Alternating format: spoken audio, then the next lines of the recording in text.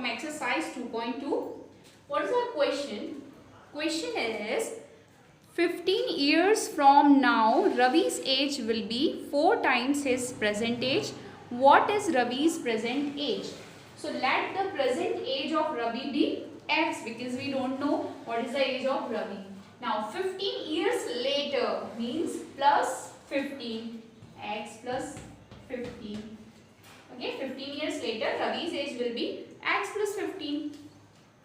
Now, according to question, what is our question? From now, Ravi's age will be 4 times his present age. Means 15 years later, Ravi's age is now 4 times. That means 4 into x. Because present age is x. So 4 into x. Now, this is very simple question. X, when you transfer x on that side, you will get 4x minus x. So 4x minus x means 4x minus 1x. You will get 3x. Now x equal to 15 divided by 3. 15 divided by 3 you will get x is equal to 3 5s are 15. 5.